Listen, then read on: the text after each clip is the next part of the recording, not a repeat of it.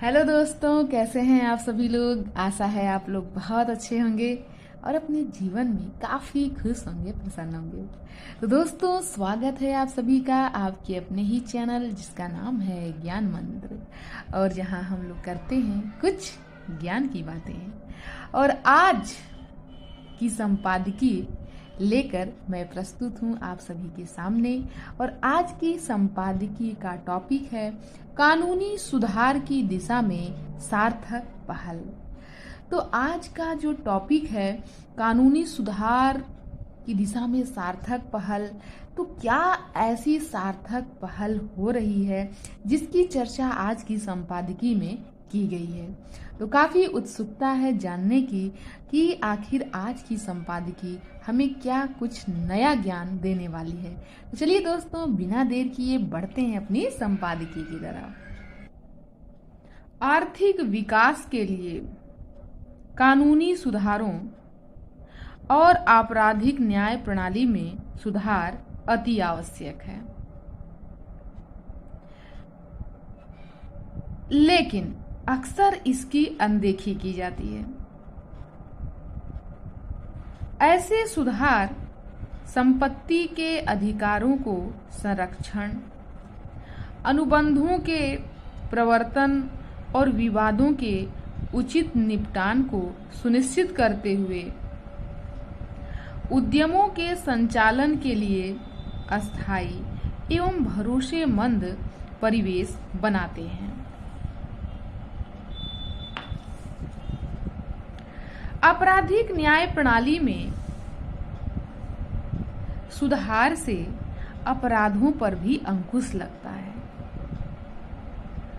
तो अपराधों पर अंकुश लगने के लिए न्याय प्रणाली का तो महत्वपूर्ण रोल है ही। कि न्याय प्रणाली यदि अच्छी है तो अपराध में बिल्कुल कमी देखी जाती है। सुरक्षा की भावना बढ़ती है, सुरक्षा की भावना भी बढ़ती है। निवेश एवं आर्थिक वृद्धि के लिए अनुकूल माहौल बनता है। एक मजबूत कानूनी एवं आपराधिक न्याय प्रणाली भ्रष्टाचार पर प्रहार करने के साथ ही प्रतिस्पर्धा को प्रोत्साहन देकर सशक्त एवं समावेशी आर्थिकी की राह तैयार करती है। इसीलिए सतत एवं टिकाऊ आर्थिक विकास के लिए कानूनी एवं आपराधिक न्याय प्रणाली में सुधार आवश्यक ही नहीं अपितु अनिवार्य हो जाते हैं। इस दिशा में हाल में हुई एक पहल पर लोगों का बहुत ज्यादा ध्यान नहीं गया। यह पहल inter operable criminal justice system, जिसे ICJS के रूप में हुई। सुप्रीम कोर्ट की ई कमेटी ने ICJS की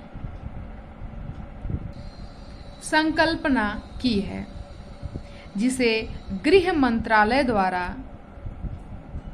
सिरे चढ़ाया जा रहा है।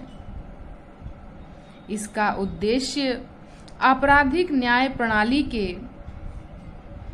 विभिन्न तत्वों के बीच डाटा और खुफिया जानकारियों की निर्बाध साझेदारी करना है। तो ICJS, जिसे inter operable criminal justice system कहा जाता है, तो यह सुप्रीम कोर्ट की ई कमेटी ने ICJS की संकल्पना की है। सुप्रीम कोर्ट, जिसे गृह मंत्रालय द्वारा सिरे मतलब इसको प्रोत्साहन दिया जा रहा है।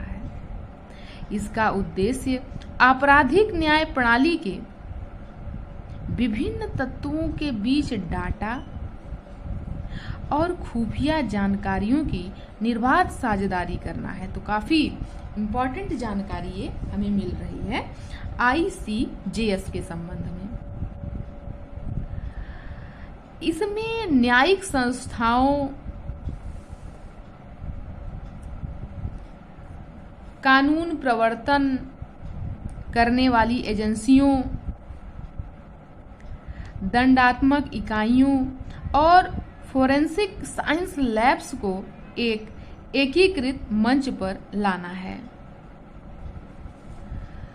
कुछ लोगों को यही लग सकता है कि यह रिकॉर्ड्स के डिजिटलीकरण का ही एक और प्रयास है, लेकिन यह उससे कहीं बढ़कर है। इसका उद्देश्य आपराधिक न्याय प्रणाली के सभी स्तंभों के बीच सुगम डाटा आदान प्रदान सुनिश्चित कर एक सुसंगत एवं सक्षम आपराधिक न्याय प्रणाली स्थापित करना है।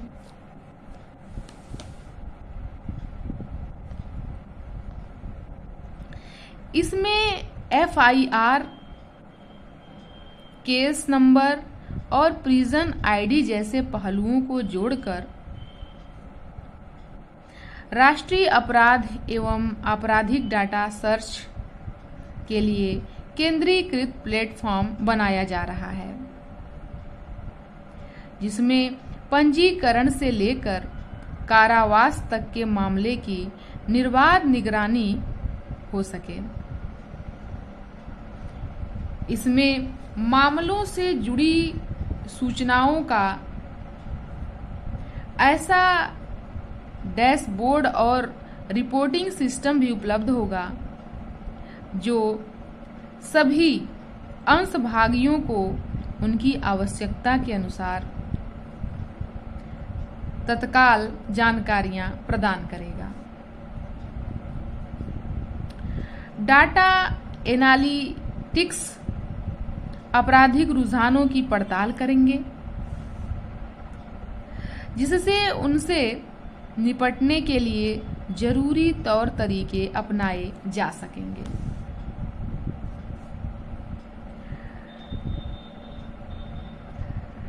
इसमें अदालती कार्यवाही के लिए वीडियो कॉन्फ्रेंसिंग के लिए भी गुंजाइश बनाई जाएगी। माना जा रहा है कि इससे न्याय मिलने में सहूलियत बढ़ेगी। आपराधिक न्याय प्रणाली के विभिन्न स्तंभों के बीच सूचना और डाटा की निर्बाध साझेदारी के भारत जैसे देश में बड़े लाभ होंगे। इससे न केवल न्याय प्रणाली का संचालन बेहतर होगा, बल्कि समग्र प्रभावोत्पादकता भी बढ़ेगी।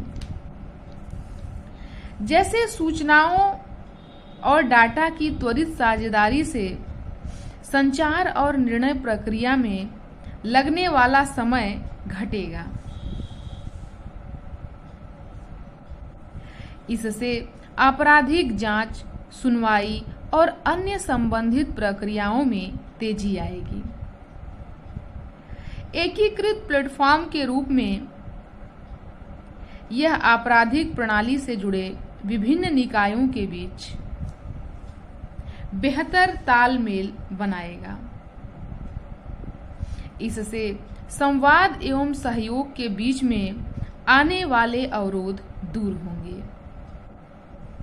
जब डाटा एकल प्लेटफॉर्म पर साझा होगा तो इसमें मानवीय भूल और सूचनाओं के दोहराव की आशंका भी घटेगी और इससे सभी संस्थाओं की सटीक सूचनाओं और डाटा तक पहुंच बढ़ेगी, जो उचित निर्णय लिए जाने की दृष्टि से अत्यंत महत्वपूर्ण है। इस पहल से पारदर्शिता एवं जवाबदेही भी बढ़ेगी। इससे भ्रष्टाचार पर अंकुश लगाने, जनता का भरोसा बढ़ाने और लोगों को उनकी करतूतों की सजा दिलाने में भारी मदद मिलेगी। चूंकि इसमें कई संस्थान कंधे से कंधा मिलाकर काम करेंगे, तो संसाधनों का भी बेहतर उपयोग होगा और तंत्र के संचालन की लागत भी घटेगी। इससे विभिन्न संस्थानों की बेहतर निगरानी के साथ उनका उचित रूप से आकलन भी आसान होगा, जिससे पता चल सकेगा कि कहाँ सुधार की गुंजाइश है और नीतियों को किस प्रकार आकार दिया जाए। ऐसे एकीकृत मंच से डाटा सुरक्षा भी बेहतर होगी और उसमें सेंधमारी की आशंका घटेगी। भारत जैसे देश में जहां आपराधिक न्याय प्रणाली, लंबित मामलों के अंबार, मानव संसाधनों के अभाव और पुराने पड़ चुके बुनियादी ढांचे जैसी तमाम चुनौतियों से दो चार हैं, वहां डाटा और सूचनाओं का ऐसा अविरल प्रवाह समूचे तंत्र के संचालन में व्यापक सुधार करने वाला सिद्ध होगा। आपराधिक मामलों के निपटारों में तेजी और सरकारी वकीलों की जवाबदेही तय करने के लिए गृह मंत्रालय ने ICJS, ये याद रखने वाली बात है, ICJS inter operable criminal justice system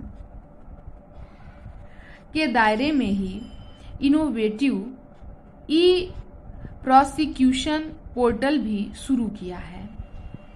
यह देखते हुए कि सबसे अधिक मामले सरकार से ही जुड़े हैं और सरकारी वकील अक्सर स्थगन के माध्यम से नई तारीख मांगने की फिराक में रहते हैं। यह नया पोर्टल न्यायिक प्रणाली को सुगम बनाने में मददगार होगा। पोर्टल का नाम है ICJS।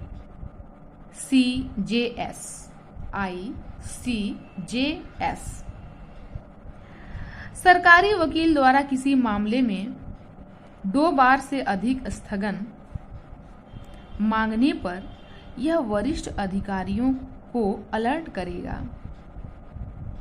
इससे अनावश्यक स्थगन का सिलसिला थमेगा और सभी संबंधित पक्षों के लिए त्वरित न्याय मिलने की संभावना बढ़ेगी। ई प्रोसिक्यूशन मॉड्यूल को तमाम जिलों में लागू कर दिया गया है और कई में लागू करने की योजना है। इसके अतिरिक्त सरकार फोरेंसिक आधारित जांच को बढ़ावा देने पर भी जोर दे रही है। सरकार की योजना दोष सिद्धि की दर में सुधार के साथ ही भारतीय दंड संहिता के कायाकल्प की भी है। इसमें 6 वर्ष से अधिक की सजा वाले मामलों में फोरेंसिक साक्ष्यों को इकट्ठा करना अनिवार्य बनाया जाना भी शामिल है। भारत में आपराधिक न्याय प्रणाली का डिजिटलीकरण एक महत्वपूर्ण एवं सकारात्मक परिवर्तन को दर्शाता है। इस दिशा में ICJS जैसी पहल में तंत्र से जुड़ी समस्याओं का समाधान करने के साथ ही नागरिकों को समय से न्याय दिलाने की संभावनाएं बेहतर बनाने की भरपूर क्षमताएं हैं। तो आज का संपादकीय लेख बहुत ही अच्छा और काफी जानकारी देने वाला रहा और देव राय प्रधानमंत्री की आर्थिक सलाहकार परिषद के प्रमुख और सिन्हा परिषद में अपर सचिव अनुसंधान। तो इनका यह संपादकीय लेख रहा है और ये लोग काफ़ी एक तरीके से हम लोग को जानकारी मिल रही है कि काफ़ी विद्वान व्यक्तित्व रखते हैं। और देवराय जो हैं, विवेक देवराय जो हैं, यह प्रधानमंत्री के आर्थिक सलाहकार हैं। तो कितना ज्ञान रखते होंगे, आर्थिक सलाहकार हैं। और सिन्हा जो हैं, आदित्य सिन्हा, ये जो हैं वह परिषद में अपर सचिव अनुसंधान है। तो बहुत अच्छा लगता है इन सब टॉपिक को पढ़ने के बाद, हमें कुछ नई जानकारी मिलती है, हम लोग अपडेट होते हैं, क्या कुछ नया हो रहा है। तो इन सब टॉपिक के माध्यम से हमें ये जानकारी मिल जाती है और मुझे तो बहुत ज़्यादा अच्छा लगता है और बड़ा सार्थक महसूस होता है इन सब टॉपिक को पढ़ने के बाद कि कुछ नई चीज़ हम लोगों ने सीख लिया, जान लिया और इसका यूज़ भी हम अपने जीवन में कर सकते हैं।